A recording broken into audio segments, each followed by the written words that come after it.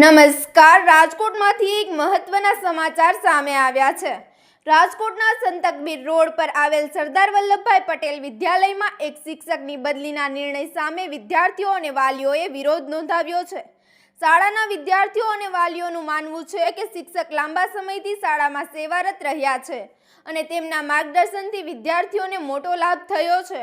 વાલીઓએ જણાવ્યું કે શિક્ષકની અચાનક બદલીથી બાળકોના અભ્યાસ અને શિસ્ત પર નકારાત્મક અસર પડી શકે છે।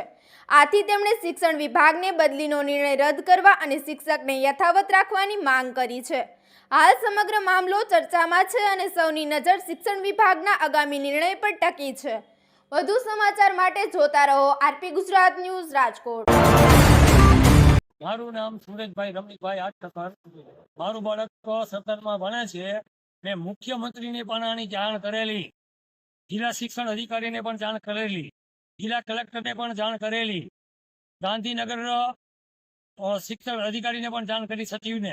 આમાં કોઈ કાંઈ અમને જવાબ આપેલ નથી। તો અમારે શું કરવાનું? જિલ્લા શિક્ષણ અધિકારી દીક્ષિત સાહેબ એને પણ મળેલ, ત્યાંથી કોઈ અમને જવાબ આપેલ નથી। અને દીક્ષિત સાહેબે અત્યારે ડીઓમાંથી ઓર્ડર કાઢી અને પ્રવીણભાઈને સૌરાષ્ટ્ર હાઈસ્કૂલમાં મૂકી દીધા છે। સોમવારેનો ઓર્ડર નીકળી ગયેલો છે। અમારે પ્રવીણ સાહેબ જોઈ છે। અમારી માંગણી પૂરી કરો।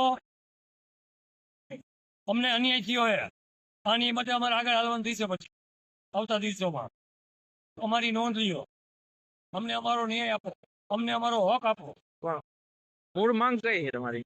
દિવ્યાંગ બાળકોને એના શિક્ષક મળે। આવતા દિવસોમાં એ છોકરા સ્ટાન્ડર્ડ થઈ શકે, નોર્મલ બાળકો જેવા થઈ શકે, એ અમારી માંગણી છે।